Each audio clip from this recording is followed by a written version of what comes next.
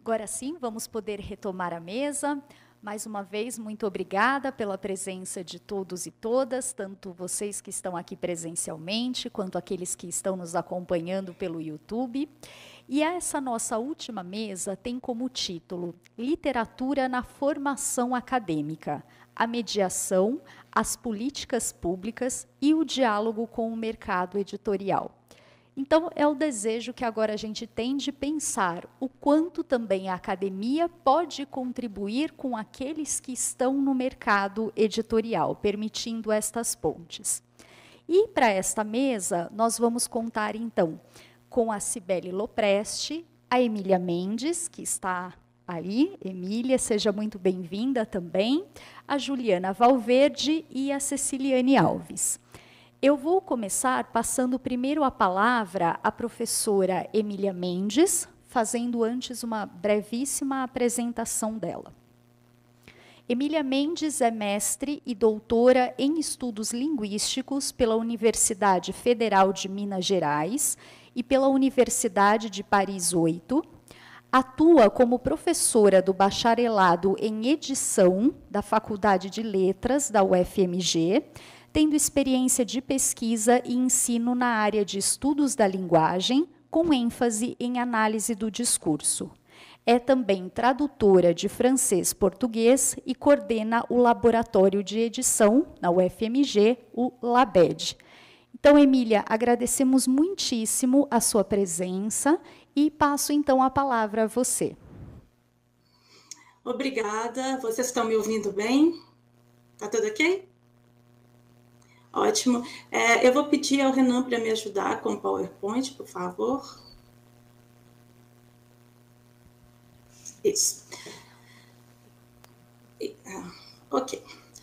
Então, boa tarde a todos. Eu gostaria, em primeiro lugar, de agradecer pelo convite. Eu acho que essa tem sido uma jornada muito produtiva, não é? As discussões excelentes, tem sido uma oportunidade muito enriquecedora. Muito obrigada a todos, não é? Então, eu gostaria de começar a minha fala.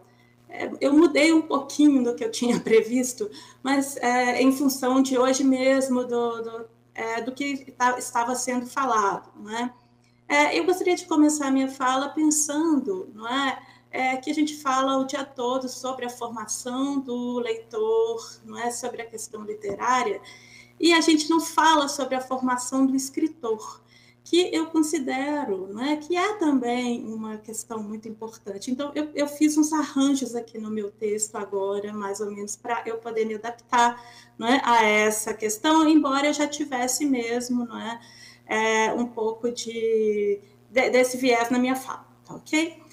Então, é pensar, não é, como que a gente forma um escritor, tanto de um ponto de vista do escritor, aquele que domina, né, determinadas técnicas da escrita, que pode ser acadêmica, pode ser, não é, no sentido mais jornalístico, quanto aquele que vai dominar uma escrita que tem uma perspectiva estética, que tem experimentações de linguagens, não é, que vai ter uma experienciação com a língua, não é?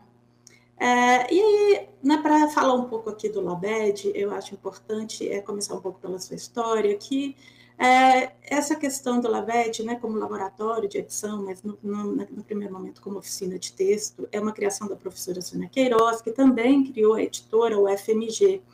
E a Sônia também é escritora, então ela é poeta. Então eu acho assim que, ao mesmo tempo que ela trabalhava no mercado editorial antes também, né? Então, ao mesmo tempo que ela está nesse meio da edição, nesse meio, né, de pensar também a edição do texto acadêmico, porque ali eram os anos 90 e foi aquele boom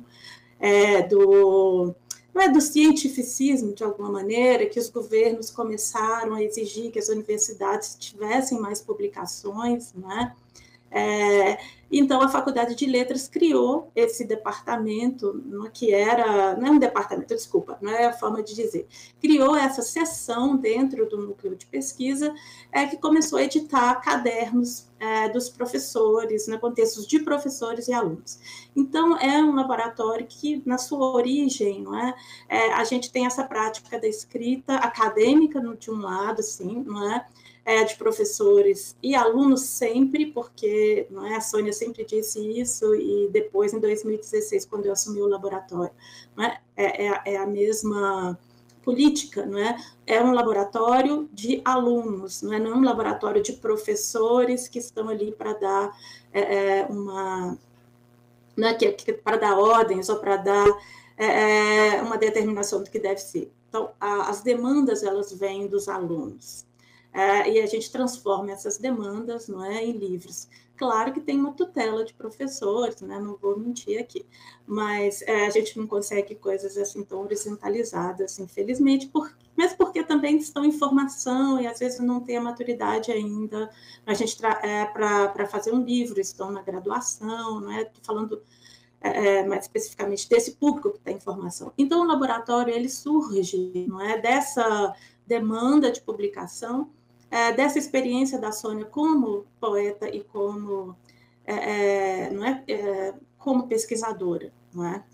E depois vai surgir a ênfase em edição, e depois, né, o laboratório mesmo é criado em 2007, só para falar muito resumidamente, e em 2010, né, se cria o bacharelado em edição, com ênfase em edição, e depois o bacharelado pleno em 2017. Né?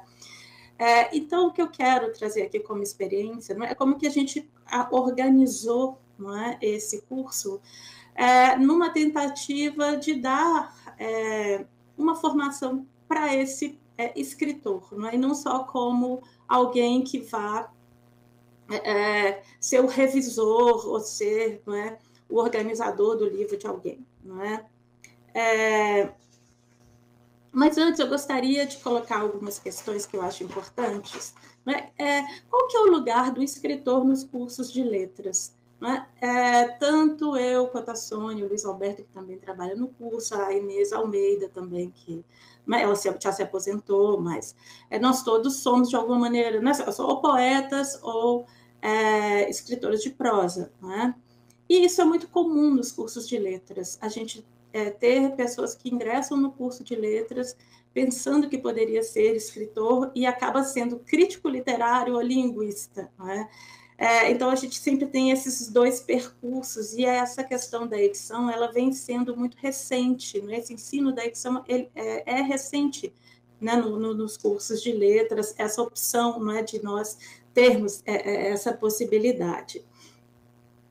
E aí, não por que a letras, não é, o curso de letras, essa área de letras, tem essa dificuldade em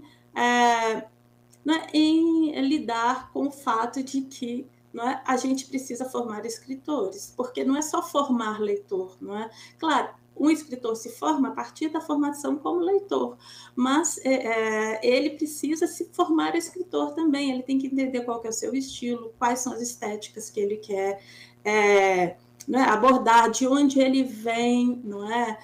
Toda essa reflexão ela é muito importante, não é? Então, seria pensar, né, qual que é o problema, então, né, dos beoletrados em aceitar a criação literária, né? E aqui eu estou entendendo literatura como experimentação estética, experimentação de linguagem, né?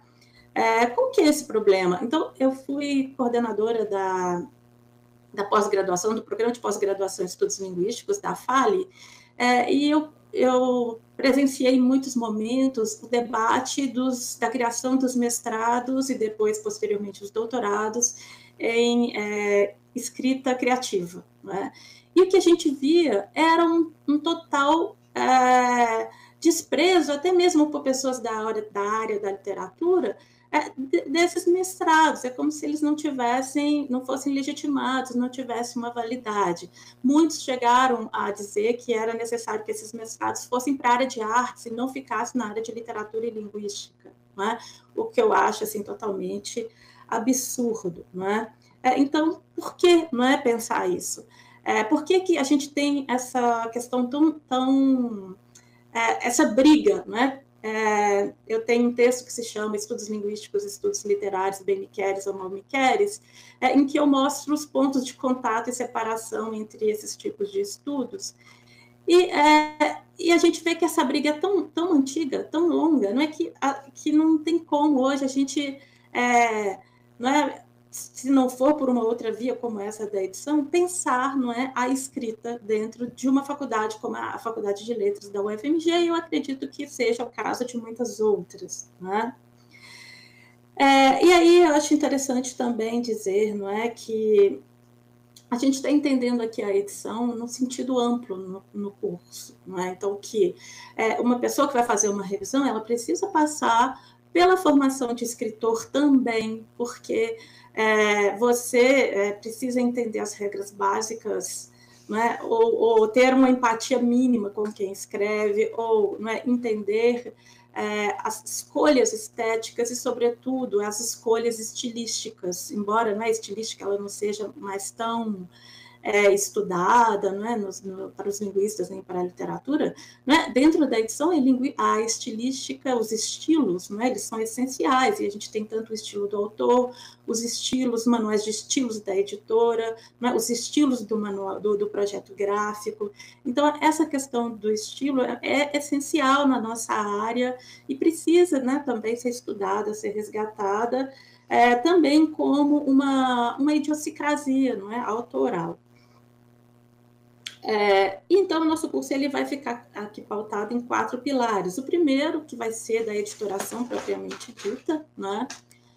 O segundo, e da história da edição, não é? Também a escrita literária, a experimentação e a prática da edição. Eu acho importante, aqui não vou ficar escrevendo disciplina, que eu acho que não faz a menor ideia. O que eu acho importante dizer é que esses 4 pilares, né, embora estejam aqui de forma separada, eles estão todo o tempo articulados entre si. Não é? É claro, por exemplo, se eu estou trabalhando com uma escrita literária, eu vou estar trabalhando com experimentação, e eu estou trabalhando, por exemplo, com a história da edição, quando eu trabalho, por exemplo, posso dar um exercício de um livro de horas, não é? Então, e claro, entra também a questão da experimentação com gêneros, não é? Com formatos, com várias coisas. E o que é muito importante para nós, não é? Que esse primeiro pilar, não é? Então, todo voltado para a coleção Viva Voz, está no site do Labed, se alguém tiver interesse, não é? E a gente faz um trabalho bem artesanal mesmo. Os livros ficam em PDF interativo, não é? No laboratório, todos os livros são editados por alunos, não é? Editorados por alunos. A gente tem um projeto gráfico que é da Glória Campos, é um projeto único para essa coleção, mas não é? Nesse momento a gente mantém esse projeto e os alunos, né, trabalham neles. E a gente tem também aqui os cadernos Viva Voz, que são para aqueles textos menores. Todos esses textos são de alunos com participação de professores, e alguns técnicos administrativos também, né? Então, essa coleção, o objetivo dela, né, é trabalhar mesmo essas questões trabalhar revisão, trabalhar preparação de originais, diagramação, porque os projetos gráficos, né, não cabe a gente fazer, sim, aos designers, né? E a gente tem, num segundo momento, e aí que acho que interessa mais a fala, não é? Que é a escrita literária, o que a gente está chamando de literário, no sentido de, não é? De pensar esteticamente a linguagem, mas não no sentido de um cânone ou no sentido, não é, de uma língua perfeita, muito pelo contrário. Inclusive, a gente trabalha por exemplo, com literatura indígena, não é? E que vai ter um português muito, entre aspas, fora do padrão, porque o português é uma segunda língua para eles, é a forma, não é, de contar. Então, assim, a gente não está preocupado em ter um rigor gramatical, que a gente está preocupado em entender como que aquela pessoa conta, não é? Como que ela narra, que história ela narra, muito mais, não é, do que em correções ou em purismos, né? Não interessa. E essa coleção Boca do Forno é uma coleção que ela não fica muito no site, por uma questão de direitos autorais, porque como são produções que os alunos fazem em sala de aula, eles podem querer publicar, e se a gente publica em sala de aula, se a gente publica no site, a gente entra numa questão do direito autoral, não é, que é o mesmo problema dos mestrados e doutorados em escrita criativa, não é? Os alunos, eles apresentam o relatório, não é? E, não é como que foi criado o livro e não o livro em si, não é?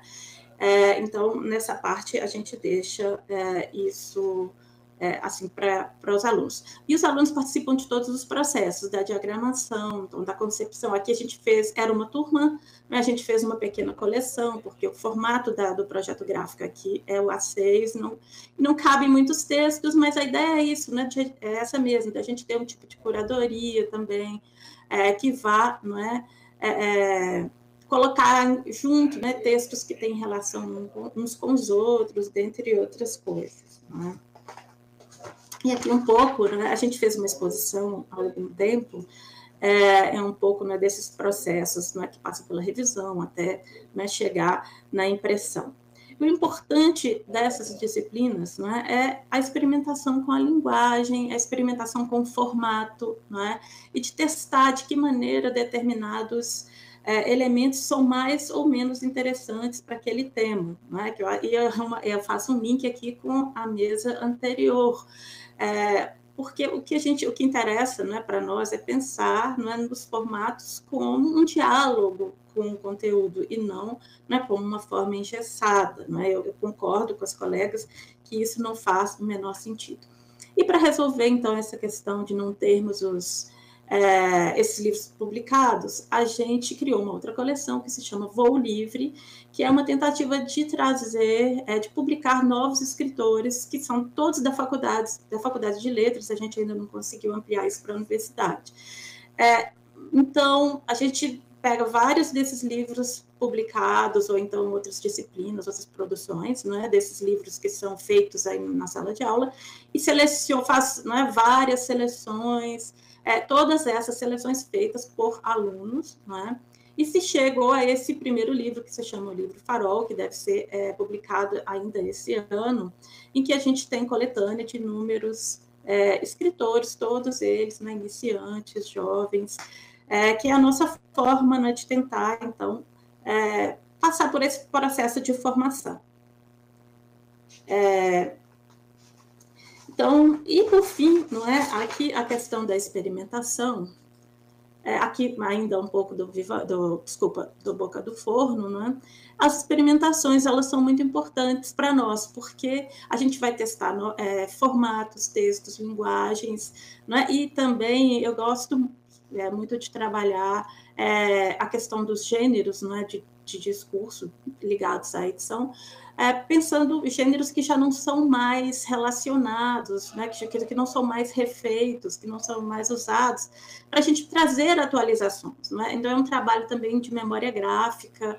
A UFMG tem uma coleção de livros raros, muito interessante, então é uma forma de, ao mesmo tempo, estudar edição, né, visitar a coleção e produzir textos que tenha, não é, esse diálogo com o passado, mas não é, como diz o designer Gustavo Piqueira, não é? Existe uma diferença entre, não é, você fazer um livro requintado e um livro requintado, não é? Então, é buscar o requinte, não é? Aqui no caso, então, né, a gente tem essa costura long stitch, que é muito usada, não é? Esse se chama flag book, não é? Então, são livros de bandeirolas, que é muito, muito interessante para usar na poesia, por exemplo, não é? O livro estrela, livro de uma folha só, enfim, aqui experimentos com carimbos, porque o estudante, no primeiro momento, ele não tem muito dinheiro para ficar pagando ilustrador e tudo mais, mas a ideia é mostrar que com produtos muito baratos, né, a gente pode conseguir ilustrações, texturas, dentre outras coisas, né, que você não precisa, num primeiro momento, despender muito dinheiro, né? E experimentar formas, não é? Isso é muito importante. Às vezes só com papel e poucos recursos, não é? Você consegue fazer um livro bonito, não é? Então, essas experimentações de encadernação, e aqui alguns produtos, né? Esse livro da Vitória, da Verônica, me desculpa, né? O livro Estrela, que é uma poesia sobre estrelas, então ela, não é muito lá Carrion, não é? A forma e o conteúdo se comunicam, não é? E os alunos eles vão criando outras coisas. Aqui também o livro da Verônica, que é um conto de fadas, ela gosta muito da literatura infantil, não é? Como tinha esse tema perpassando, eu preferi trazer esses, né? Em que ela fez cada história, não é? Tá num rolo, e aí volta aos rolos lá, não é? Da antiguidade, ou seja, né? E aqui já tem um mais moderno, que foi a Carne, não é? Que é um TCC, a Bruna, não é? O Otávio, que foi quem fez, mas o autor é a Bruna, é uma colega dele, em que se chama Carne, e que o livro vem numa embalagem para congelados, né? Eles fizeram aqui como se fosse um produto, e é um livro falando, não é? É um livro feminista, não é? Que fala desse uso, não é? Da mulher, do corpo feminino, mas é um livro poético, não é? Bom, então, não é, para finalizar aqui a minha fala, né? É claro que aqui é tudo muito rasteiro, obviamente, né? Não estou dizendo que o nosso curso é perfeito, ele é cheio de problemas, né? A gente sabe bem que estamos muito longe, né, do que a gente pensa ser o ideal. Mas eu acho que a gente tem conseguido aí alguns efeitos que são interessantes, formar alguns escritores, isso, né, porque a gente vê os livros publicados depois, a gente vê que alguns criam editoras e saem publicando seus próprios livros, mas também livros de outras pessoas. Destacar o papel das feiras, não é? Que são importantíssimos para esses escritores, editores, autores, né, que estão começando, não é? E a gente tem muitos desafios mesmo, né? Como, por exemplo, lidar com uma coisa que a gente não lida muito no curso, por exemplo, com o livro didático, com o livro infantil, mas eu acredito que assim, são projetos, né, para o futuro, porque eu acho que são setores essenciais dentro da edição. Então, seria isso. Muito obrigada pela atenção de vocês.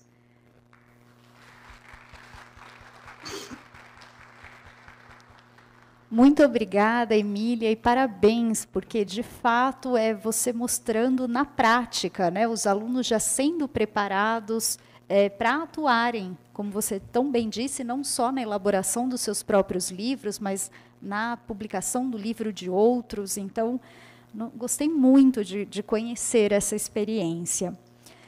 E agora, obrigada. Eu quero depois trocar algumas figurinhas com você, Emília, porque me interessam muito essas questões. Ótimo.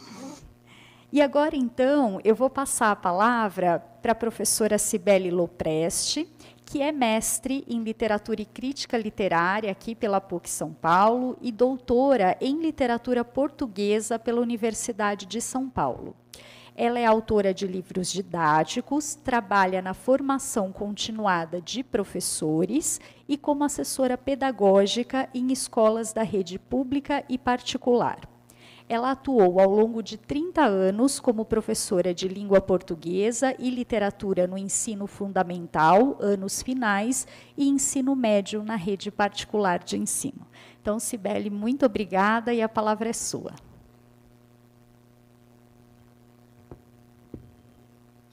Boa tarde a todos. Antes de mais nada, eu quero dizer que eu estou muito contente de estar aqui. Ao longo desse dia, nós já ouvimos falas interessantíssimas e que certamente agregam muito ao nosso ofício.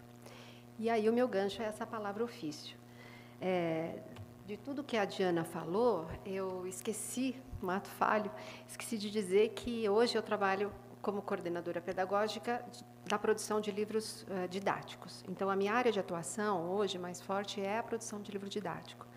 E eu vou me dedicar a falar sobre essa escrita desse texto muito específico, que é o do livro didático, né? Claro que todo o meu trabalho está relacionado aos editais, especialmente aos editais do PNLD, e depois a gente pega essas obras e transforma para o mercado privado. Eu estou nessa frente de trabalho desde 2011. Eu cheguei aí depois da experiência de me tornar professora. Eu fui professora de sala de aula do ensino básico durante 30 anos. Eu fiz muito tempo formação de professores, de 2015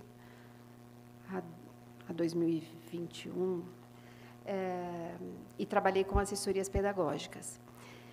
Ao longo dessa trajetória, eu fui percebendo o quanto que uma frente de trabalho, e fiz o mestrado e o doutorado, né? Estou na academia há muitos anos, desde 2000. Aliás, a professora Vera foi a minha orientadora também, tanto do TCC, né, quanto do mestrado. Ao longo desse tempo, eu fui observando o quanto que ter atuado nas diferentes frentes, o quanto isso foi importante para eu chegar na produção de livro didático, na autoria de livro didático. E quando nós pensamos nessa jornada, a minha motivação era trazer para a academia a discussão sobre o livro didático, que eu acho que a gente fala pouco sobre ele na universidade. Eu acho que é muito importante a gente discutir os procedimentos de produção dessas obras, dessas coleções, porque nós temos que fazer escolhas muito específicas, né? Principalmente porque temos um edital. O edital ele traz ali toda a caixinha, né, como nós já falamos aqui, mas dentro da caixinha nós temos que fazer inúmeras escolhas, né? Eu sempre estou na área da produção de língua portuguesa e literatura.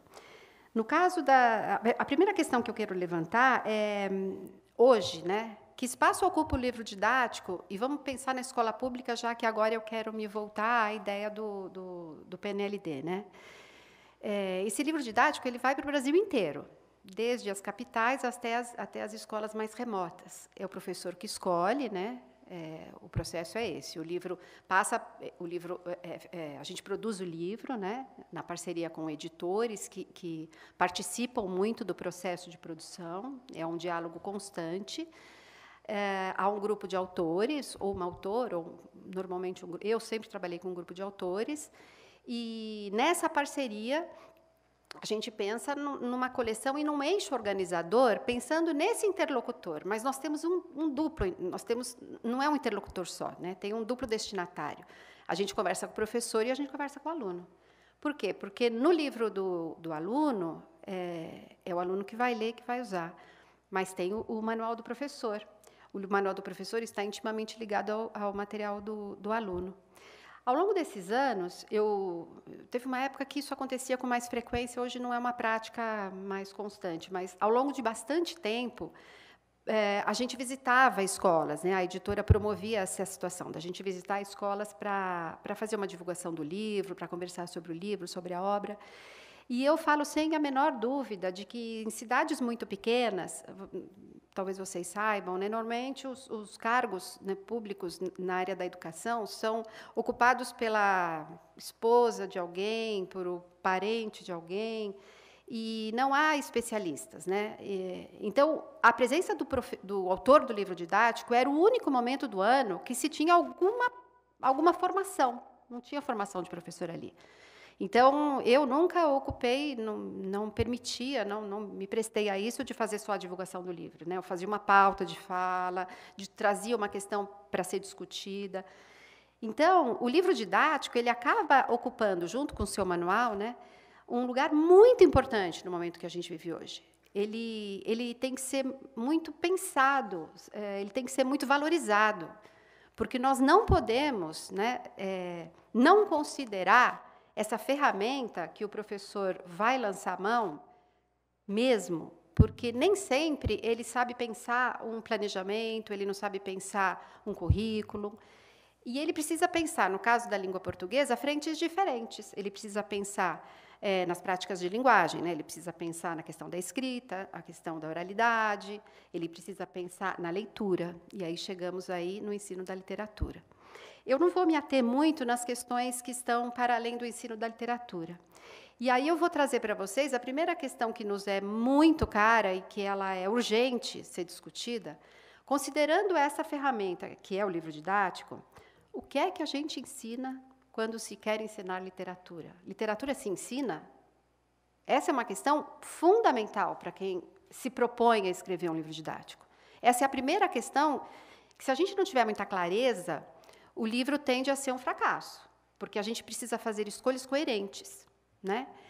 Então, eu penso que trazer essa discussão, né, reunir profissionais do editorial para discutir junto com a academia, com professores, com leitores, é urgente isso, para que esses livros que vão chegar lá na outra ponta, que são os alunos e os professores, para que eles tenham muita qualidade. Porque temos muitos problemas no PNLD, temos inúmeros, não dá para elogiar integralmente, mas não podemos desprezá-lo. Eu não tenho a menor dúvida que esses livros eles são a pauta de trabalho de muitos professores. Eles organizam currículo, porque nem todas as escolas têm um projeto político-pedagógico. Então, eles organizam o ano inteiro do aluno. Eles organizam o dia a dia do professor. Então, o manual do professor ele é outro livro. É um livro voltado para o professor. É um livro de formação. Então, é muito importante que a gente não esqueça que esse livro ele precisa trazer algumas questões muito importantes do ponto de vista das suas escolhas metodológicas, né? A gente precisa apoiar o professor num trabalho diagnóstico, a gente precisa apoiar o professor num trabalho processual, né? Ele precisa entender como está o processo do aluno, ele precisa trazer possibilidades, né? Ele precisa favorecer uma situação de avaliação final. Então, são muitas escolhas didáticas, pedagógicas, né? Quando eu renovo a pergunta, o que é que se ensina quando se quer ensinar literatura por meio do livro didático? Aí a coisa fica mais complicada, porque aí tem isso que a professora Vera trouxe na fala passada, né?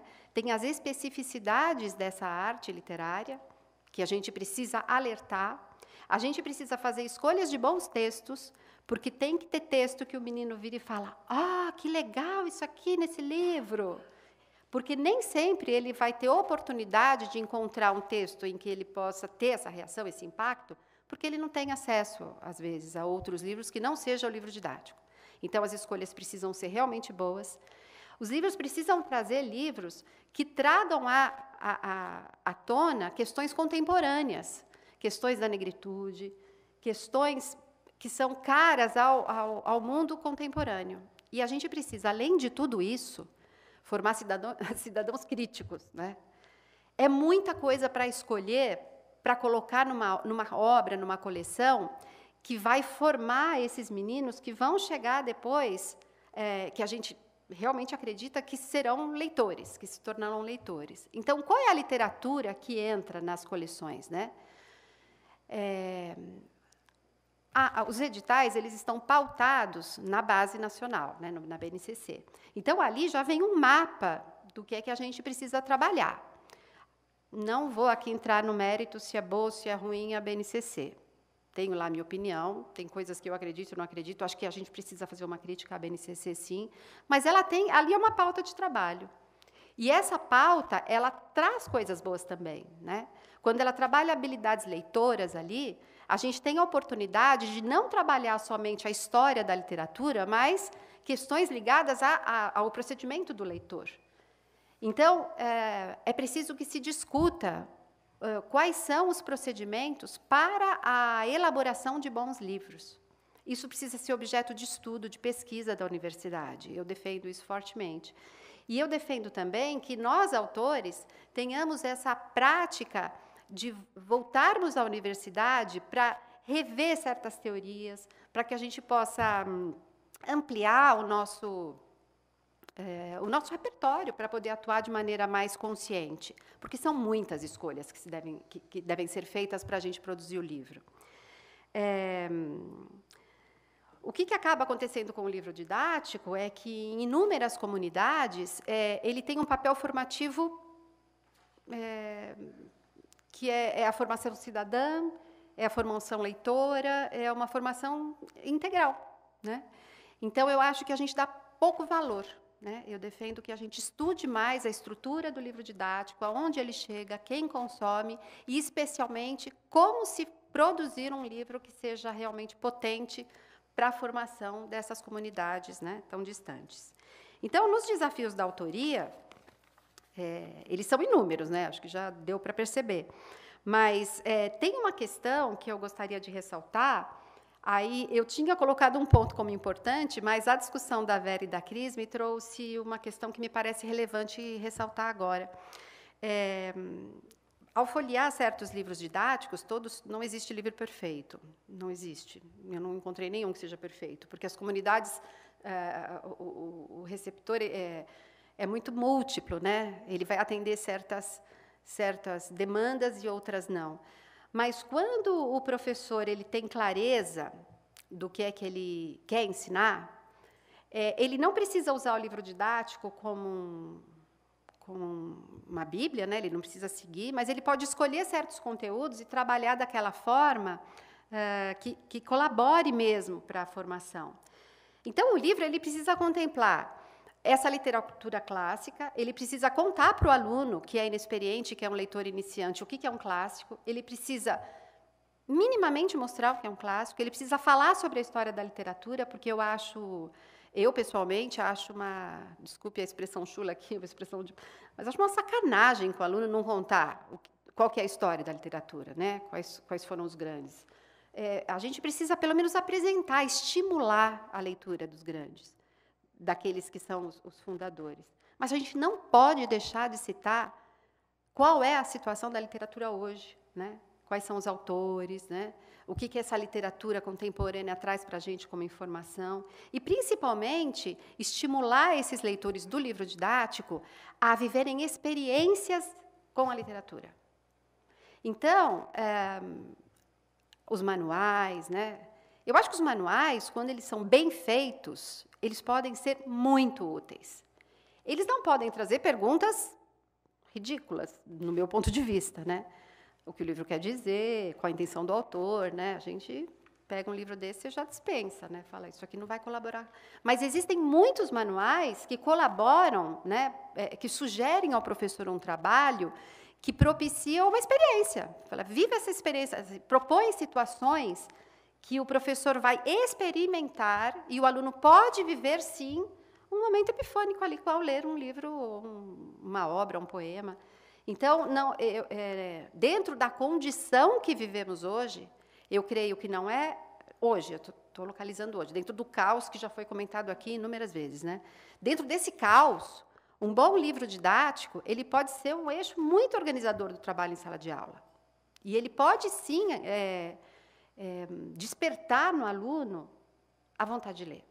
Quantos de nós nos lembramos lá no ensino fundamental, quando eu vivi essa experiência? Pegava um livro didático no começo do ano, eu lia todos os poemas do livro, eu lia todos os quadrinhos que tinham no livro. Depois, talvez, eu não fosse nem olhar mais para ele, mas eu lia tudo que estava ali como um... Né, Obrigada. Então, a minha presença aqui está mais como um convite para que a gente pense nesse ofício, né? Não é à toa que eu faço parte da Abrale, na Associação de Autores de Livros Educativos, porque eu vejo isso um ofício, é um ofício que precisa ser estudado, a gente precisa se debruçar sobre esse trabalho e sobre a função social do livro e de como ele pode contribuir para a formação de leitores.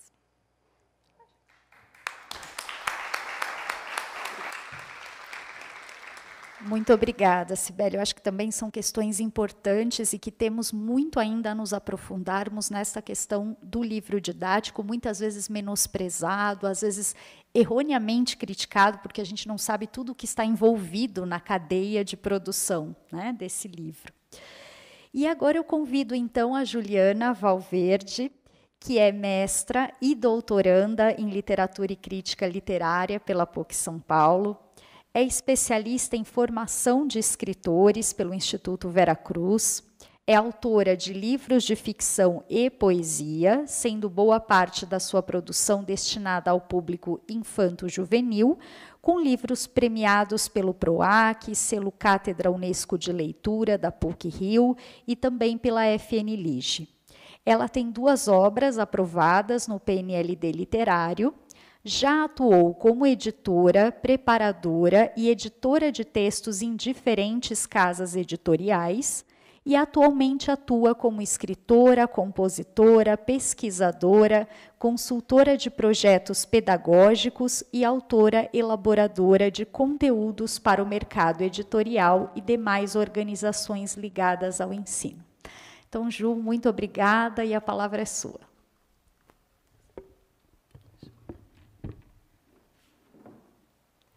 Boa tarde. É um prazer estar aqui hoje nesta jornada, que espero que seja a primeira de muitas. Discussões riquíssimas estão acontecendo aqui hoje. E queria, primeiro, começar a minha fala agradecendo ao convite a participar dessa mesa, que me foi feito pela professora Diana Navas e pela professora Vera Bastazin. Queria também parabenizar a Palavras Projetos Editoriais e ao tão querido Programa de Literatura e Crítica Literária, do qual, com muito orgulho, eu faço parte, por viabilizar esse encontro. E cumprimentar também aqui as minhas colegas de mesa e a vocês que estão conosco nesta tarde. Boa tarde. Agora devo dizer quem fala e quem. Quem sou eu diante de alguma possível espera de saber quem sou, muitas vezes por meio daquilo que faço. E é tão comum, e não é estranhíssimo, dizer que somos o que fazemos agora? Mas, ao mesmo tempo, já repararam como é difícil dizer quem somos, sem dizer o clássico eu sou, junto ao nome de uma profissão ou atuação ligada a um fazer, de preferência com expressa utilidade prática? Então, eu ando a vida escrevendo e reescrevendo poema, letra de canção, texto acadêmico, material didático, e me confundo um tanto ao dizer quem sou, atravessada por esse o que eu faço. Acho que isso não é um privilégio meu. É mesmo cada vez mais difícil e estranhíssimo dizer quem somos sem os tais acoplamentos produtivos, digamos, ligados aos nossos nomes, não é? Sou escritora, pesquisadora, cantora, compositora, elaboradora de conteúdo. E lembrando da fala da Eliana Galvão, da professora Eliana Galvão, talvez gostaria de dizer que sou um monstro fabuloso como unicórnio, disse a Alice. Bom, mas eu sou Juliana e resolvi começar esta comunicação trazendo essa questão do ser-se, não para me gabar, como dizem os baianos, e eu sou soteropolitana, baiana, convém nestes tempos dizer, convém muito dizer.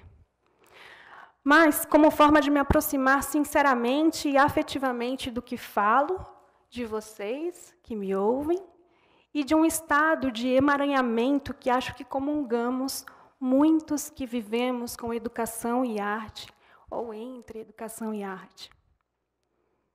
E já diz o subtítulo desta jornada, o ensino e a ficção. Calma, eu sei onde estou e estou nesta jornada. Já desvelo os passos. Vejamos os editores. Os editores de literatura, os editores de materiais didáticos, dizer eu sou editor. Que editor já conseguiu fazer alguém de fora do universo paralelo do mercado editorial compreender com compaixão o que é ser um editor? E olha que falo com conhecimento de causa e escuta. Já atuei como editora também e tenho vários amigos de profissão. Sou editora? E pesquisador, especialista em literatura? Eu sou pesquisadora? Alguém possivelmente seja. E desse ser, muitas vezes é comum observar a defesa pela importância da literatura na formação do ser, da necessidade de olhar a literatura como arte e de distanciar devidamente o literário do utilitário. Imagine explicar, ainda mais nestes tempos em que vivemos, o que leva alguém a estudar literatura? Serve mesmo para quê? É útil para quem, hein? É isso. Vivemos muitas vezes presos a essa fusão que envolve ser e ser útil. Quem somos? E isso não acontece só no universo das atuações ou profissões que citei, eu sei. Não é um privilégio meu ou nosso. Como disse bem e bem dito Antônio Cícero, quem diz a Wikipédia é compositor, poeta, crítico literário, filósofo e escritor brasileiro, 2 pontos. Abre aspas. Nunca estamos livres porque nos encontramos em uma cadeia utilitária em que o sentido de cada coisa e pessoa que se encontra no mundo, o sentido inclusive de cada um de nós, é ser instrumental para outras coisas ou pessoas. Nada e ninguém jamais vale por si, mas apenas como meio para outra coisa ou pessoa que, por sua vez, também funciona como meio para ainda outra coisa ou pessoa, e assim ad infinitum. Esse trecho está em A Poesia Crítica. Bom, aqui é possível extrair alguma beleza na ideia de entrelaçamento dos seres, mas também, sobretudo, é uma crítica envolvendo esse instrumental. E diz Cícero, em outro trecho do mesmo livro, a apreensão instrumental do ser não é a única possível. O ser pode também ser apreendido esteticamente. A literatura parece estar na lembrança e esquecimento dessa apreensão estética. Não? Lembrança e esquecimento. Explicitarei logo a seguir de onde trago essa ideia.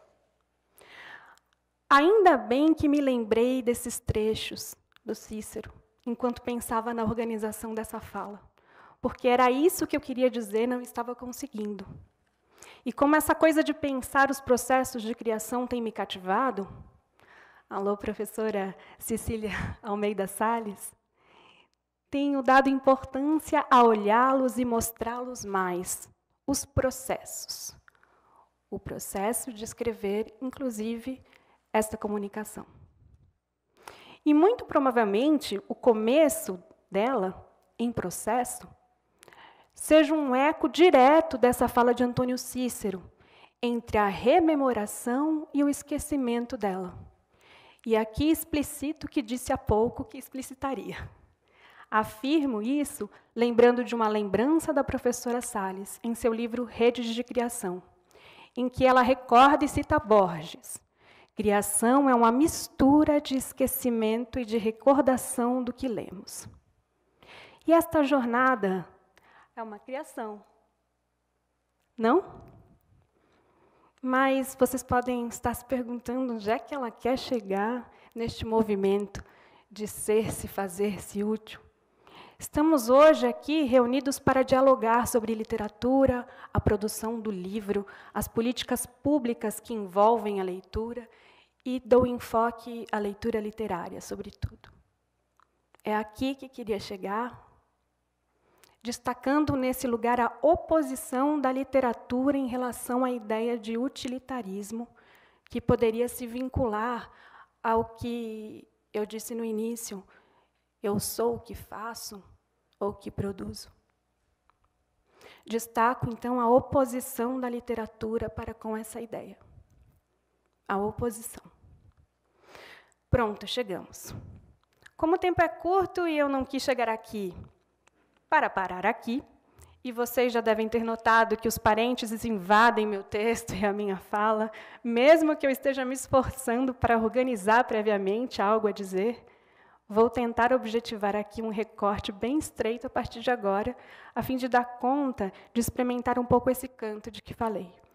Minha fala, afinal, precisa ser útil. Precisa? Ser útil ou pode apenas ser? Era melhor o silêncio?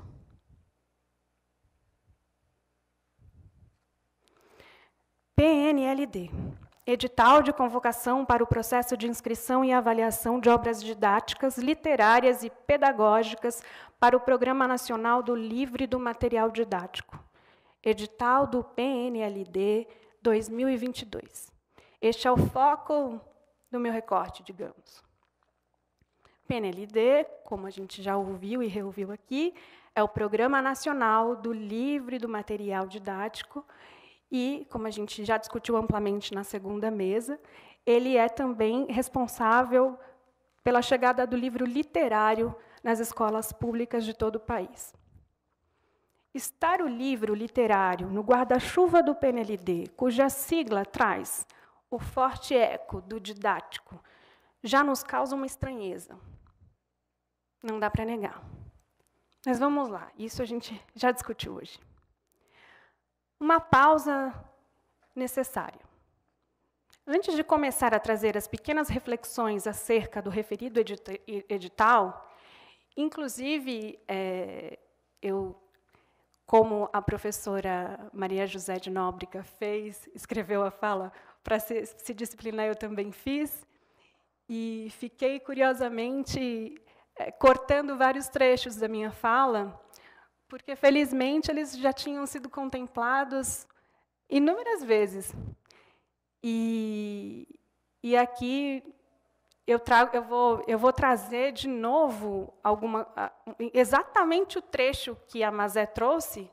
Eu fiquei pensando se cortava ou não, mas acho que não. Acho que eu vou reforçar depois dessa trajetória, porque a gente está encerrando, né? Então, eu gostaria de ressaltar a importância da existência de políticas públicas que tenham por objetivo ampliar o acesso e difundir a leitura, e falo especialmente da leitura literária, de novo. As eventuais críticas ou questionamentos ou apontamentos acerca de algumas diretrizes do documento em questão, desse meu recorte, são, portanto, a vontade de trazer para o debate essas diretrizes, e não, de modo algum, questionar a necessidade de existência dos programas, porque eles são fundamentais em nosso país. Claro que podemos discutir e vislumbrar outros formatos e abordagens, mas não podemos negar que tais políticas são fundamentais e que, inclusive, precisamos de mais e mais. Retornando, olho para o edital PNLD Literário 2022, também pensando nessa ideia da expectativa das coisas serem úteis, ideia sobre a qual vinha falando inicialmente. Eu sou o que faço. Por meio do edital do PNLD Literário 2022, o MEC convocou as editoras a inscreverem obras literárias a serem selecionadas para compor os acervos das escolas públicas e no segmento infantil. Bom, com o objetivo de ir tentando ir direto às observações que queria fazer, gostaria de ler um trecho do editorial, esse editorial que diz que é meu recorte. Trata-se de um dos itens da descrição desse objeto literário, que é o objeto 2. Abre aspas. As obras literárias selecionadas serão destinadas à formação de acervos das escolas públicas e ao fomento de práticas de literacia emergente e de literacia familiar, ampliando as oportunidades de uso individual dos estudantes de literatura de qualidade durante o ano letivo. Vale dizer que os termos literacia emergente e literacia familiar, presentes nesse trecho, fazem referência à PNA, a Política Nacional de Alfabetização. E o edital em questão exige que os materiais inscritos estejam alinhados à PNA e à BNCC. Não vou aqui mencionar a contradição que muitos educadores, editores e pesquisadores apontam em relação a esse alinhamento, ressaltando que os dois documentos, em muitos casos, parecem sugerir caminhos bem distantes. Mas queria realçar que a simples presença da PNA nesse edital, no PNLD literário, por si só, ela já não sugere um viés utilitário para o literário? E haveria algum meio de não termos esse viés em editais assim? Se a elaboração da PNA surge, como o próprio documento ressalta, como um esforço do Ministério da Educação para, aspas, melhorar os processos de alfabetização no Brasil e os seus resultados, e os livros literários inscritos no PNLD 22 deveriam estar alinhados a essa política, tal exigência não carregaria consigo uma visão utilitarista para o livro literário? Bom, além do item que li, aquele da descrição 2, relacionado a obras literárias nesse PNLD, outro tópico para avaliação do livro literário nesse mesmo documento chama a atenção nesse sentido do literário servindo, no caso, para a alfabetização. E aqui, vale, nestes tempos, falando em alfabetização, lembrar o nome e deixar, talvez, ressoando o nome de Paulo Freire, e também trazer letramento e deixar o nome de Magda Soares soando. E, aliás, hoje, minha mãe me mandou uma mensagem dizendo que Darcy Ribeiro completaria 100 anos. Também é uma boa ressonância. Então, são exemplos de algum desses critérios que estão lá presentes nesses editais. 1. A indicação dos livros inscritos a temas. A restrição de quantidade de linhas e palavras por página. A orientação para a utilização de vocabulário predominantemente familiar às crianças. A padronização dos formatos, que já falamos. E o predomínio da linguagem referencial nas imagens. Trago, tal qual está no documento, e aqui que eu digo que a professora Mazá já trouxe, mas eu acho que vou fazer questão de repetir, a especificação para as ilustrações dos livros literários, que vale para os diferentes segmentos considerados no edital. Segmentos creche 1, creche 2, pré-escola. Aspas. Ilustrações vivas, atrativas e adequadas, ficcionais ou não, claras, precisas, não dando margem à ambiguidade na identificação de personagens, objetos e cenários retratados, com cores fortes e contrastantes, altamente correlacionadas ao texto. Tais pontos parecem confirmar a sugestão em direção a uma visão utilitarista da literatura, não? Ser e ser útil, levando-nos, inclusive, a um distanciamento daquilo que nós, os estudiosos inconfessáveis dessa arte, e quem somos? Nós, compreendemos como literário. E o literário está a abrir caminhos e não a encerrar jornadas, certo?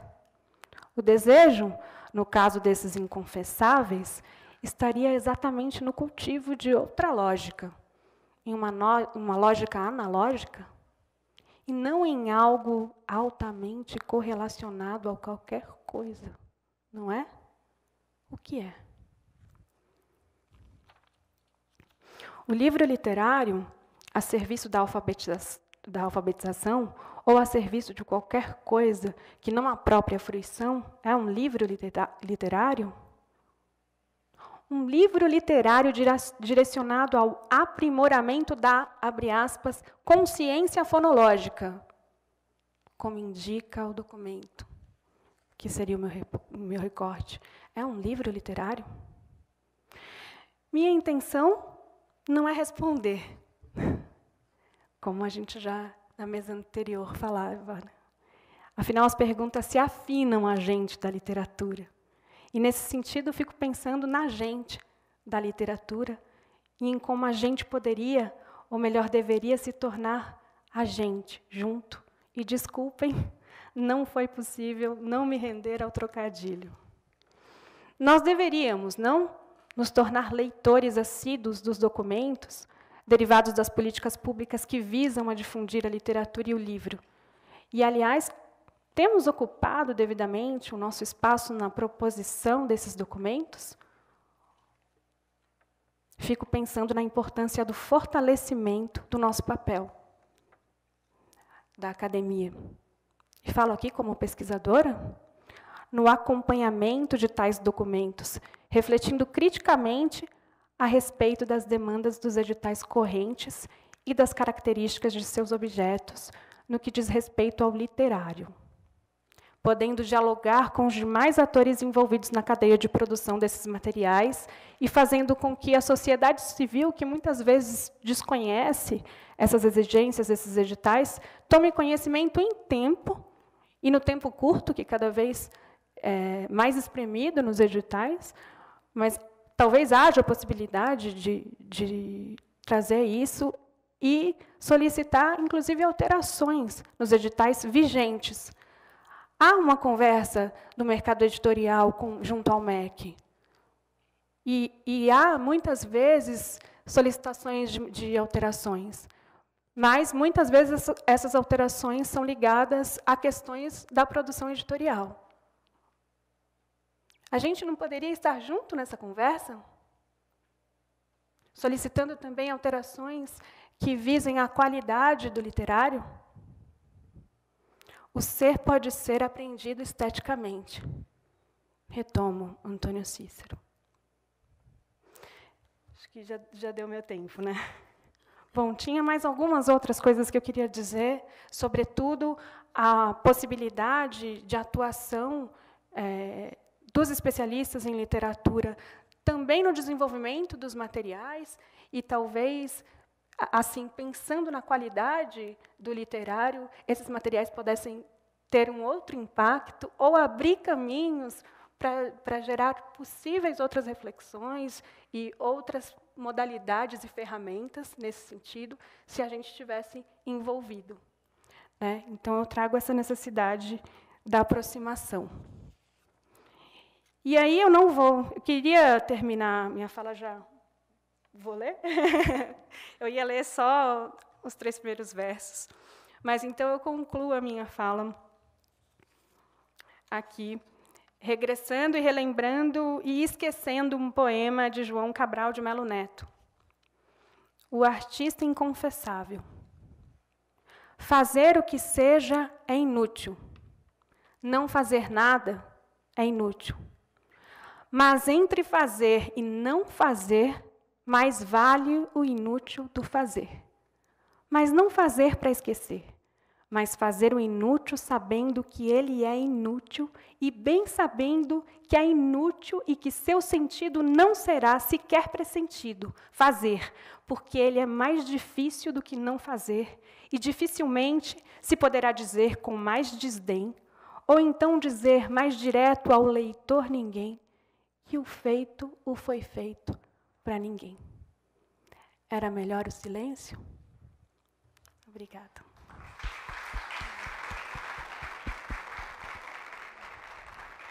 Muito obrigada, Ju. Vindo de você, que é uma pessoa sensível, é uma artista, eu não conseguiria pensar um outro tipo de apresentação. Então, muito obrigada por trazer toda essa sensibilidade na sua exposição. E, para a gente fechar essa mesa, eu convido agora a Ceciliane Alves, que tem doutorado em Educação pela Universidade Aberta de Portugal, com especialização em liderança educacional e também mestrado aqui em nosso programa de Literatura e Crítica Literária. Ela tem pós-graduação em Administração e Marketing pela FAAP, mas gosta sempre de ressaltar que a sua trajetória acadêmica tem o seu início na licenciatura de Letras pela Universidade Cidade de São Paulo.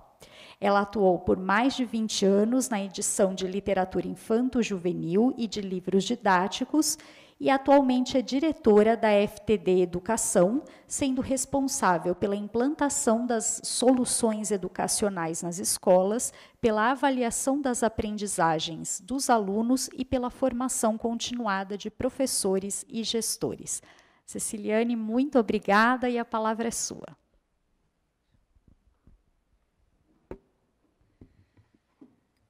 Meu Deus, que difícil ser a última desse dia, dessa mesa. Conto com a solidariedade de vocês, do que sobrou, que ia falar. A professora Emília disse que fez adaptações, eu não tive assim, essa oportunidade, vou ter que ser criativa aqui, né? E me valer do meu contato e da minha vivência com a literatura, com a leitura literária, e de ter passado por esse programa há alguns anos, e de não abrir mão de que esse contato seja perene em minha vida como profissional, na minha vida pessoal. É um encontro que a gente não abandona jamais, né? O encontro com a literatura nos diversos níveis. que a gente tem essa oportunidade, né? Eu sou cearense, nasci no sertão do Ceará, né? E lá eu vim para São Paulo com um pouco mais, em torno de 10 anos. A literatura que eu conheci foi a literatura de cordel, penduradinho nos cordões, os cordelistas cantando, recitando, os repentistas, e sem ter a menor noção daquele afetamento, aquela musicalidade e aquele deslocamento da realidade para aquele mundo contado e cantado. Era ali o meu primeiro contato com a literatura, né? Que depois foi sendo aceita na academia, a literatura de cordel, no seu lugar de uma tradição cultural regional, rica, respeitável, né? Então, eu vivenciei primeiro ali, na minha origem, como leitora passiva, porque não foi na escola, foi nas ruas, nos campos, nos lugares, né? E aí chego aqui, super agradecida por ter passado esse dia aqui com vocês, super agradecida mesmo, uma gratidão enorme às minhas colegas aqui de mesa. Não paro de fazer anotações, eu aprendi tanta coisa hoje, gente. E agradecer especialmente à professora Vera, não posso deixar de fazer essa fala de gratidão e admiração, né? A professora Vera é uma educadora, pesquisadora incansável e dotada de uma generosidade rara no mundo acadêmico, sabe? Abrir a porta, dar continuidade a esse programa. Sim, porque essa história ela é antiga, tá? Eu cheguei aqui em 2005, vindo da editora, já trabalhava na FTD, cuidava da edição de livros didáticos, muito falado aqui, né? Esse ora herói, ora vilão, aí da nossa formação, da educação brasileira. Então, eu já atuava ali há alguns anos, já era formada em letras, né? Me formei em letras porque eu queria ser professora, eu dei aula um período muito pequeno, concorrendo sempre com o mundo corporativo, né? E aí resolvi ficar lá. O chamado de fazer educação foi maior lá do que na docência, mas com o pé na escola, em toda essa trajetória. E, num determinado momento, a editora me convidou a assumir a área de literatura. E aí eu tomei um susto. Falei, será que apenas com letras, tendo dado aula e trabalhando na produção de livros didáticos, eu vou dar conta de assumir esse legado, né, um legado de mais de 40 anos. A FTD é uma editora de 120 anos. Ela participou daquele famoso boom da literatura infantil e juvenil da década de 70, onde as grandes editoras começaram a produzir literatura infantil e juvenil em larga escala para distribuir nas escolas, para fazer chegar na escola pública e privada, né? Então, eu recebo um legado de um catálogo com quase 500 títulos, com mais de 40 anos, com obras premiadas. Tinha uma estante de jabutis. Eu olhei para ela e falei, meu Deus, eu, no mínimo, tenho que trazer mais alguns. Garantir essa qualidade, essa tradição, prêmio, menções honrosas da Fundação Nacional do Livro Infantil e Juvenil, da Biblioteca de Munique. E eu recebia pilhas e pilhas de originais. 800 originais por ano era a média, né? De escritores famosos, conhecidos, e de todos aqueles que sonham em ser escritores, inclusive crianças jovens que se aventuram aí na escrita. E, naquele momento, eu falei, tenho que voltar correndo para a universidade, agora. A minha opção não foi outra. Tenho que, de alguma forma, aproveitar essa trajetória e conversar com a academia se serve para alguma coisa eu ter editado didáticos até agora e cuidado da literatura dentro do didático? Sim, porque era esse primeiro contato. O texto literário estava ali em fragmentos, né? Fragmentos de poesias, fragmentos de contos, fragmentos de romances, apresentação de autores, estilos literários. Então, lidávamos com esse repertório, mas e esse lugar do específico literário? Né? Como eu decidi publicar ou não publicar? Amante de Shakespeare, eu comecei a ler obras de análise dos personagens, construção de espaços, o reinventor do humano, não é assim que ele é citado? Então, eu falei, eu consumi aquela obra da análise da obra de Shakespeare inteirinha antes de encarar aquela pilha de originais. Porque eu escolhi esse lugar, não o lugar de perguntar o que vende mais, qual autor que está vendendo mais, qual é o tema que vende mais. Eu me preocupei em dar uma resposta coerente para esses escritores. Por que publicar e por que não publicar? Porque eu gostei da história? Eu costumava até brincar um pouco com a equipe, que tentava ler alguns textos e falava assim, se eu não estou conseguindo. Eu falava, se você que está ganhando para ler isso não está conseguindo, ninguém vai pagar. Então, o que significa não estar conseguindo ler isso? Né? Ah, é ruim, é fraco. Não, isso não pode ser a elaboração de um parecer crítico.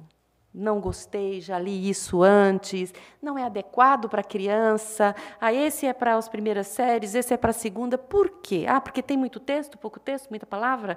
Por causa do formato? Essa obra a gente tem que publicar porque o autor é consagrado. Então, quem vai ter coragem de dizer para ele não? Então, eu entendi que eu só poderia adquirir esse repertório para continuar esse legado e para um dia entregar para alguém e dizer assim, continue cuidando bem, porque estar nessa casa há tanto tempo é porque eu abraço a causa, eu acredito nesse projeto. Então, convidar que quem esteja lá também acredite nesse projeto de contribuição com a formação da criança e do jovem, né, da educação básica desse país. Pois bem, aí eu vim para cá com a intenção, que não era nem um projeto, que a gente sempre acha que é um projeto que a gente traz no mestrado, né? É uma intenção, uma vontade de abraçar o mundo, de querer, né, assim, e vim toda saltitante, participei do processo, e fiz uma entrevista com uma das professoras do programa, né? E lembro que a professora Vera Bastazin era coordenadora do programa, à época, enfim. Apresentei ali a minha intenção, fui recebida com várias ressalvas, várias perguntas, foi uma entrevista dura. Eu lembro voltando no Miocão, assim, para a FTD, saí toda saltitante, falei, fui selecionada para a entrevista, acho que eu vou conseguir. E voltei arrasada, assim, com as perguntas que já naquele momento foram feitas sobre o projeto, que era estudar a formação do leitor literário no livro didático. E aí uma das perguntas que eu escutei foi, aqui, na literatura, será que não é melhor você ir para a linguística, para a de educação, né, para outros territórios que vão respaldar essa sua caminhada aí no livro didático? E eu voltei em dúvida, sabe? Ali o ambiente começou a me afetar naquele momento da entrevista. Será? Você está preparada para esse mergulho, para esse desprendimento, para sair desse lugar mais utilitário do texto literário e ir para outros espaços? Eu falei, então eu preciso pensar nisso, porque quando eu assumo um compromisso, eu assumo de verdade, né? E aí voltei lá para o editorial e falei, gente, eu acho que eu não sei, não, eles não vão me chamar de volta lá, não, porque eu falei apaixonadamente do livro didático. Falei da minha responsabilidade agora e da minha vontade de aproximar a academia aqui do nosso fazer, enfim. E aí a professora Vera, fui convidada para a aula magna, então eu falei, fui aceita, né? Alguém se interessou por esse negócio. Então, vamos lá, vai me adotar e cuidar de mim, porque eu realmente iria precisar dessa tutoria acadêmica. E aí fui realmente aprovada no programa, e a primeira aula, a aula magna, foi inesquecível. O professor Celigolinha, a professora Vera, as professoras do programa. Nós passamos um dia aqui, nós assistimos um filme de um texto absolutamente literário. Abriu?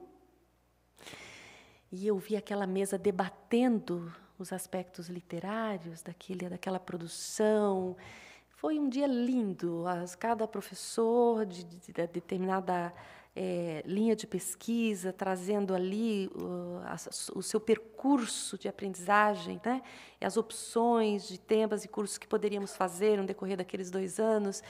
E eu fiquei encantada e pensando, meu Deus, será que ninguém falou de livro didático, nem de formação do leitor literário, e eu estou perdida, ninguém vai querer o meu projeto, vou voltar de novo para casa. E aí, ao final daquela aula magna, a professora Vera conduziu, então, já uma indicação dos projetos que chegaram, que foram aprovados, e quem seriam aí os prováveis orientadores com quem nós manteríamos contato, às vezes até mais de um, para ver se realmente essa afinidade de pesquisa, de linha de pesquisa, aconteceria. E aí eu tive a felicidade de escutá-la dizer que ela estava com muita demanda de trabalho, coordenando o programa, ajudando na pró-reitoria, que não daria aula naquele semestre e que ela só poderia escolher um projeto. E foi o meu. Eu fiquei tão feliz, né? Assim, e ali eu conheci essa abertura, essa generosidade acadêmica, esse ceder espaço para, vem aqui, você tem muito a aprender, e para Conta aí, como é que é produzir livro didático nesse país para crianças e jovens? Que lugar a literatura ocupa? No momento em que ainda não havia uma disciplina dedicada à literatura no programa, era uma batalha da coordenadora, das professoras ali.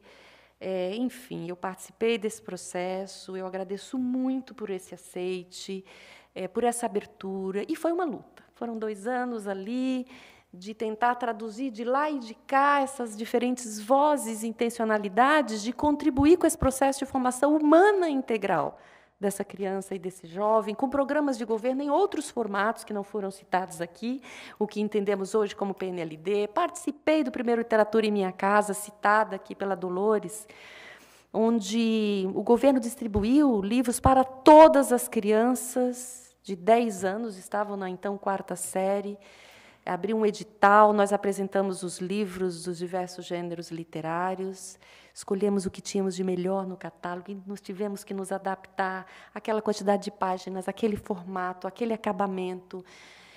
E foi uma coisa linda participar naquele momento, já com essa vivência aqui, escolher as melhores obras, inscrever. E aí, naquele momento, a gente já tinha que fazer caber dentro da caixa, né? Sim, porque querer um clássico como Os Miseráveis, transformado num livrinho de 100 páginas, no 1421, PB, na Arial 12, sem ilustrações, o que a gente pode fazer nesse momento? Dizer, não, isso jamais. Ou colocar, fazer essa ponte com a academia, com a crítica literária, ler as principais fontes, ler os originais, as melhores traduções, colocar tudo isso sobre uma mesa, convidar os melhores autores e tradutores e vamos juntos fazer Os Miseráveis chegar a essa criança de 10 anos desse Brasil? Foram 10 milhões de livros comprados em cada coleção aprovada. Cito Os Miseráveis porque foi o clássico que foi aprovado da FTD, essa adaptação para essas crianças. Nós debatíamos noites e noites com o tradutor, porque ele não queria, nem a gente como editor, deixar nada de fora, e tinha que caber ali. Então, esse exercício dessa envergadura que o texto literário tem que ter também, e essa envergadura pode estar na dimensão da linguagem, sim, porque Shakespeare é adaptado, inclusive, para criancinhas bem pequenas. E é um exercício muito doloroso para alguns e muito excitante para outros. Nos desafia como profissionais do livro, como autores, tradutores, editores, revisores. A indústria gráfica fez 1000 testes, porque eu não queria transparência, né? Porque tinha que ser aquele papelzinho miserável e não podia ser transparência. A gente queria a melhor experiência possível e alcançável para essas crianças, com um livro de poesia, um livro de conto, uma novela. Lembro debatendo com a Ana Maria Machado. É novela, não é novela, é conto, tem um núcleo só, tem 2, mas a gente não pode deixar esse livro de fora. E elas estão enlouquecendo, os editores estão me deixando louca com toda essa teoria literária. A gente teve que voltar a estudar, porque a gente queria cumprir realmente aquele papel dignamente. E eu não me arrependo, principalmente quando eu recebi as cartas daquelas crianças das escolas públicas que receberam, em algum lugar desse Brasil, 2 milhões de exemplares de cada um desses livros, e das outras editoras também. O encantamento delas com os livros. Cartas espontâneas, porque não houve movimento de jura, que eu não passei da primeira página. Eu escrevi para não dispersar. Mas eu já sabia que seria um depoimento desse lugar. Hoje eu sou uma executiva. Eu cuidei da literatura FTD durante 20 anos, transferi esse legado para a Isabel Coelho, que é a nossa atual editora, uma referência na área editorial de literatura, e fui assumindo outros papéis, fui aceitando o convite de ir para esse lugar que discute formação de pessoas, formação de professores, viabilidades econômicas, que faz 1000 contas antes de decidir participar de um programa de governo, de um programa de literatura, de didáticos, que administra esses desafios que são mais pesados, né? E eu me solidarizo, eu tenho uma solidariedade muito grande com esse professor que está em exercício, e faço agora a ponte com a preocupação da professora Vera. Esse professor que está aí em exercício, que não entram numa universidade como essa, né? A gente tem um déficit muito grande de oferta de vagas da universidade para os nossos alunos que saem do ensino médio. Isso é histórico. Isso é histórico. Então, nós temos uma dívida, sim. Então, a questão não é que roteiro fazer, que roteiro de leitura, que livro do professor, que manual. É por quem, com que qualidade, com que contribuição, com que formação. Por isso, o incentivo constante. Vocês viram algumas pessoas aqui da FTD que passaram por essa mesa, estão por aí, alguns me encontraram pelos corredores e disseram, eu faço roteiro para os livros. E estão aqui no programa de doutorado, de mestrado, de literatura e crítica. E aí vocês deixam fazer aquilo que eu acho. Então, a gente deixa. É assim, não é ter ou não ter, porque esse professor existe e ele precisa. Ele precisa. Nós temos uma dívida com a formação desses educadores e teremos uma maior ainda em pouco tempo, com o crescimento de um EAD, de licenciatura, o curso mais procurado no EAD. É de pedagogia, depois vem as licenciaturas, com letras encabeçando. Esse professor que só pode pagar 60, 70, 80 reais num curso EAD para ter uma licenciatura, para ter um emprego, ele vai precisar desse manual do professor, desse livro didático, desse roteiro de leitura, dessa possibilidade de abrir aquela caixa, porque eu visito escola pública desse país todo, e escola particular também, e eu vejo essas caixas fechadas. E quando eu pergunto, vocês já receberam os livros do PNBE? O quê? A máquina do governo é cheia de boas intenções, e que bom que esses programas existem, seria inegável, seria uma outra pauta falar da importância deles. Mas não dá conta de chegar lá e preparar. Não dá conta de avisar que vai chegar. Não dá conta de dizer que isso é literatura, isso é o livro didático, que isso é o itinerário, que isso é o livro de projeto de vida do novo ensino médio, que mudou primeiro no livro didático que o governo comprou e agora a gente vai ver o que acontece em sala de aula. Precisa. Nós temos esse compromisso, nós que conseguimos chegar até aqui em outras universidades, vamos precisar continuar criticando, atuando, qualificando, reforçando, abrindo as portas da universidade para dar voz a esse educador, que, sim, ele não consegue nem passar no processo seletivo dessa universidade, para um mestrado, para um doutorado. Pode ter certeza, porque eu os conheço. Então, eu acho que foi maravilhoso estar aqui com vocês hoje o dia todo, sair daquela mesa, né, assim, das vezes por onde eu ando aí, que discutem as questões mais pesadas nesse sentido de ter que fazer escolhas num determinado momento. Inclusive, participar ou não de um programa como esse. Transformar o livro do Dedo Mindinho num livro indicador ou não, né, para poder viabilizar que ele chegue.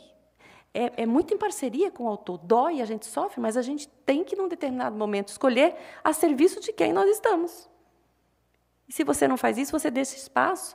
E qualidade, sim, tem que ser discutida, porque, senão, ao invés de fazer um serviço, a gente faz um desserviço ofertando algumas coisas. Não podemos abrir mão de entender o que é qualidade e essa diferença, né? Ela aconteceu comigo lá na literatura de cordel quando eu era pequenininha, mas para eu entender, vivenciar a experiência completa de Cão Sem Plumas, de João Cabral de Melo Neto, foi aqui, num curso de 6 meses, estudando a lírica e antilírica cabralina, com a professora Junqueira. Foi aqui que eu entendi quem era aquele cão sem pluma da minha terra, do meu sertão, trabalhando nos engenhos de cana-de-açúcar, fervendo junto com aquele melado. Não era um cachorrinho ilustrado num livro qualquer de literatura. A gente precisa ir e vir, e nós só conseguimos isso quando a academia abre a porta e abre sem preconceito. Abre também para escutar e para aprender, e para dar voz, por meio de nós que estamos na cadeia produtiva do livro, a esses educadores que não têm a chance de chegar até aqui, e nas melhores universidades desse país. É por eles que eu levanto todos os dias. Obrigada pela oportunidade.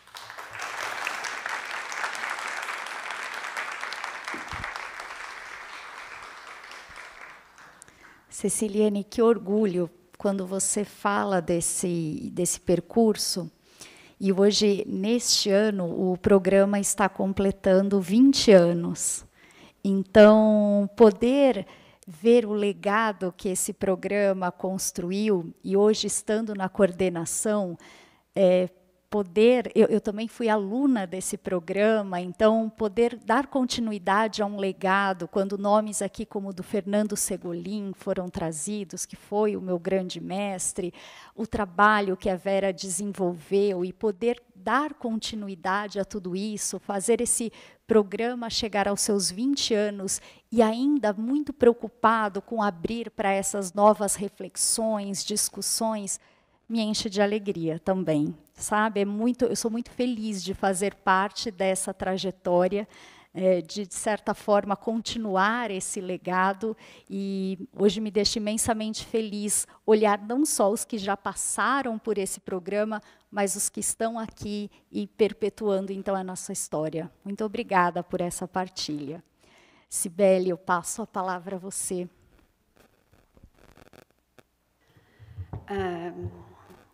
Eu fui da primeira turma, né, Vera? Fui da primeira turma do programa. E, por isso, esse evento hoje me deixa duplamente feliz, né? Porque eu consegui juntar palavras, o lugar onde eu trabalho, e um lugar onde eu sou muito feliz, onde eu tenho orgulho de dizer que a gente produz boas coisas, né? É uma turma muito empenhada, e aqui nessa casa com vocês. Então, eu estou muito feliz mesmo, de verdade. Muito satisfeita, muito orgulhosa e me sentindo mesmo plena por pensar que, nessa altura, com esse caos social, né, com toda... Eu estou com os meus parceiros, né, de vida. Então, isso é maravilhoso. Então, eu convido vocês a conhecerem o Catálogo das Palavras. Muitos livros estão lá fora. E nós temos uma revista, então convido os alunos, os professores que estão aqui, se quiserem publicar, estamos abertos, é um material de alta qualidade, né? Temos discussões bem interessantes lá publicadas já e novas edições estão por vir. Então, fica aberto o convite. E obrigada. Não? Eu queria agradecer mais uma vez a esta mesa, agradecer a Emília também, que está aqui, né, e que trouxe tão importantes reflexões. Queria dizer que a minha ideia inicial, né, no início desse evento, era, de fato, vamos trazer um panorama e, a partir dele, muitas outras discussões surgirão. Eu acho que agora isso, de fato, se materializou.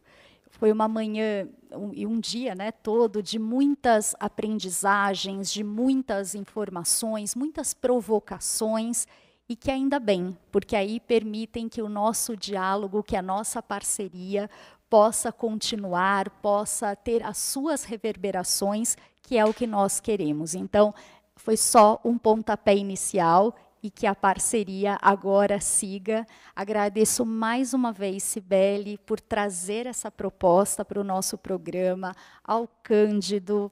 Então, né, eu acho que eu e Vera nos sentimos muito desafiadas, e ver isso hoje se concretizando nos enche também de alegria. Vera, mais uma vez, muito obrigada por toda a parceria.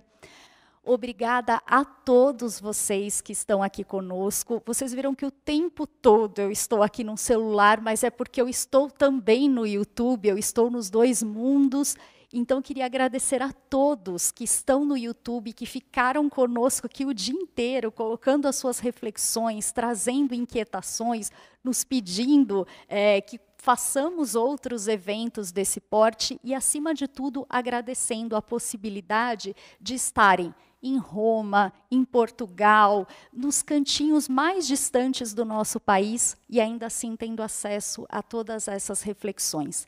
Eu acho que isso é uma abertura muito significativa e nos funciona como um respiro, para acreditar que também tem muita gente envolvida e que creem no potencial do texto literário. Muito obrigada a todos, e que seja só o primeiro de uma série de outros encontros. Um grande abraço.